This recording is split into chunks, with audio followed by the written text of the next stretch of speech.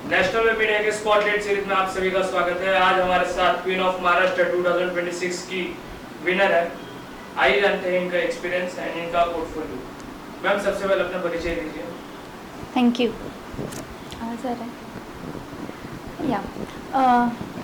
मैं miss queen of Maharashtra की winner हूँ। मेरा नाम Sameeksha Kedar and miss queen of Maharashtra organize by Poonam Tipnis. और ये मंच हमें मिला है पूनम टिपनिस मैम के तरफ से, जो कि हम अभी खुद को रिप्रेजेंट कर रहे हैं as queen of Maharashtra winner. मैं बिलोंग करती हूँ हिंगनघाट डिस्ट्रिक्ट वर्धा महाराष्ट्र से और मेरा प्रोफेशनल आई एम इंजीनियर और पैशन फॉलो करती हूँ, मॉडलिंग से स्टार्ट किया है। अभी ये मेरा फर्स्ट जर्नी है जहाँ मैं मिस क्वीन ऑफ महाराष्ट्र की विनर बनी हूँ। आशा करती हूँ आगे भी मैं ऐसे ही ऊंचे ऊंचाइयों पे जाती रहूँगी। और थैंकफुल फर्स्ट पूनम मैम जिनने हमें ये मंच दिया है, उसके साथ में हमें बहुत सपोर्ट और प्यार मिला है बाकी लोगों से भी, जैसे कि भारती मैम है। और यहाँ पे मैं नेशनल मीडिया ऑफ को भी थैंकफुल करती हूँ। उनने भी हमको यहाँ तक पहुँचने के लिए सपोर्ट किया है। Thank you so much. हम जैसे हमने देखा कि यानी आपका जो शो था उससे कुछ दिन पहले ही ग्रूमिंग सेशन हुआ था, तो कितना इम्पोर्टेंट रहता है ग्रूमिंग सेशन और उसका परफॉर्मेंस पे आपके कितना इम्पैक्ट पड़ता है? या थैंक यू। ग्रूमिंग सेशन ये कौन से भी मंच पे जाने से पहले एक इम्पोर्टेंट मीडिया होता है जिससे अपन सीखते हैं कॉन्फिडेंस बिल्डिंग करना। उसके बाद में वॉक, वो अपने को पोजेस वॉक, और सबसे मिलते हैं अपन, वहाँ से अपनी दोस्ती स्टार्ट होती है सबसे। कैसे बात करना है, कैसे वॉक करना है, कैसे पोजेस देना है, सब अपने को ग्रूमिंग सेशन से सीखने के लिए मिलता है। जो ग्रूमिंग सेशन की जो मैम होती है वो सबको एक जैसा सिखाती है, उसमें कोई पार्शलिटी नहीं होती है, सबको एक जैसा सिखाया जाता है और उससे हमें कॉन्फिडेंस बहुत ज़्यादा आता है और नया कुछ सीखने के लिए मिलता है। Thank you. और ये कितना इम्पोर्टेंट होता है कि एक प्रोफेशनल लाइफ के साथ साथ आपका पैशन भी आप कैरी करते हो, तो इसको कैसे समतोल, इसके बीच में कैसा आप मैनेज करना पड़ता है? आपको कितनी मुश्किल हुई है दोनों चीज़ें मैनेज करने में? या ऑब्वियसली नाइस क्वेश्चन।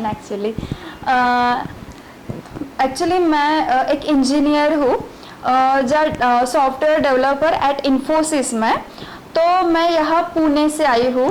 तो हमें ये जो हमारे पैशन है, ये हमको सैटरडे संडे टाइम मिलता है ओनली, बाकी 5 दिन तो हमें काम करना होता है। तो हम ट्राई करते हैं कि बस काम ही ना करें तो हमारा जो हमारा पैशन है वो भी फॉलो हो।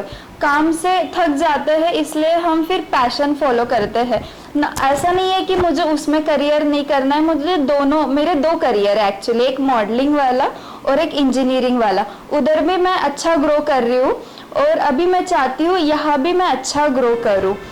सो हमको मैनेज करना पड़ता है चीज़ें, जैसे कि हम फ्राइडे जैसे लैपटॉप बंद किया, हम भागते हैं कि चलो अभी ग्रूमिंग सेशन है या फिर प्रैक्टिस करना है। तो वैसे ही हम उसका टाइम हम मैनेज करके रखते हैं कि अभी हाँ 9 घंटे उसको दिया, आधा जो बचा हुआ टाइम है हम अपने पैशन के लिए देंगे। तो इस तरह से हम मैनेज करते हैं टाइमिंग। और जैसे हमने शो में भी देखा कि पूनम मैम जब इवेंट ऑर्गेनाइज करते हैं तो वो जो जर्नी होती है स्टार्ट टू एंड तक की, तो सारे कंटेस्टेंट एज अ फैमिली बन जाते हैं और मैम उन सबको एक फैमिली के जैसे ट्रीट करती है।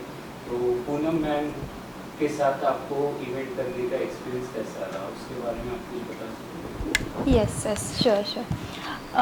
एक्चुअली मैं पूनम मैम से फर्स्ट टाइम लास्ट शो में मिली थी। जस्ट मैंने किसी के थ्रू उनका जस्ट वो पॉम्पलेट देखा था। आई डोंट नो, मैं देख के इम्प्रेस हो गई थी उनका पॉम्पलेट कि ये फैमिलियर लग रहा है मुझे।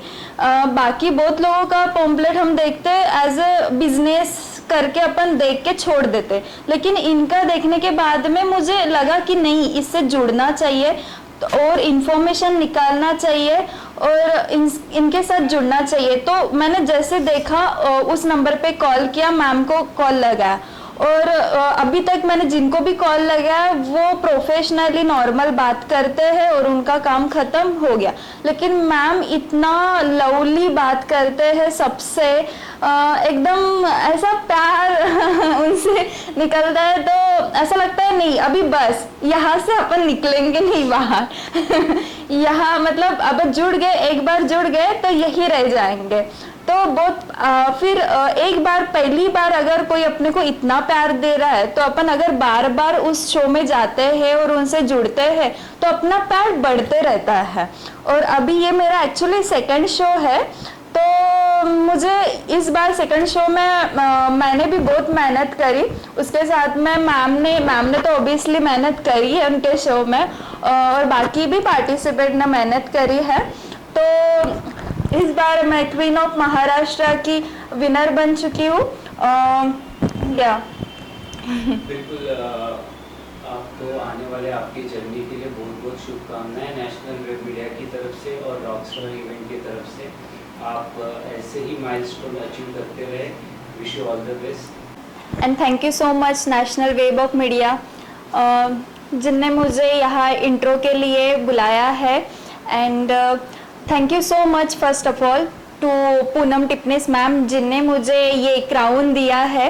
नाउ मैं यहाँ रिप्रेजेंट कर रही हूँ क्वीन ऑफ महाराष्ट्र को। यहाँ तक आने के लिए मुझे बहुत लोगों का सपोर्ट मिला है। First of all thank you to my family, मेरे मम्मी पापा को और मेरे 2 बहनों को, जो मुझे हर टाइम पे सपोर्ट करती है।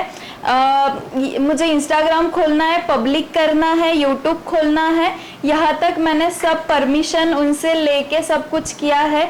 ये सब चीज़ों में जब अपन पोर्टफोलियो शूट करते हैं या फिर अपन मॉडलिंग के लिए ही कहीं आगे जाते हैं, सबसे पहले अपने को फैमिली से पूछना पड़ता है। Permission is most important.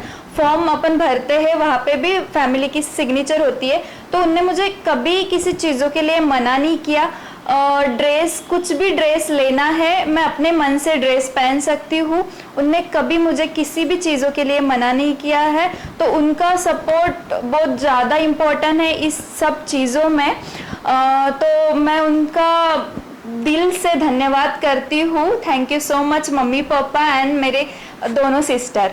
और उसके बाद बड़ा वाला धन्यवाद टू पूनम टिपनिस मैम, जिनने मुझे ये शो दिया है, ये मंच दिया है। यहाँ से मेरी फर्स्ट शुरुआत हुई है और इसके बाद मैंने और भी बहुत सारे शो करे हैं, लाइक जैसे कि द कॉर्पोरेट शो 2026, वहाँ मैंने फाइनलिस्ट हूँ। उसके बाद में यहाँ पे मैं आई हूँ। तो फर्स्ट शो जब मैंने किया था 2025 में, तब मैं कुछ जानती नहीं थी, ना ही पूनम टिपने मैम को जानती थी, नहीं ये शो के बारे में जानती थी। फर्स्ट टाइम जब मैंने ये शो किया है एज अ पार्टिसिपेंट, तो ठीक है मुझे नॉर्मल लगा, लेकिन मैंने सोचा कि नहीं मेरे कुछ तो गलतियां हुई होंगी वहाँ पे, इसलिए मैं विनर नहीं बन पाई। नेक्स्ट टाइम मैंने बहुत ज़्यादा मेहनत करी और आज मैं यहाँ पे आपके साथ में बैठी हूँ, like the miss Maharashtra crown लेके बैठी हूँ। So thank you so much all of you, जिसने मुझे ये मंच दिया है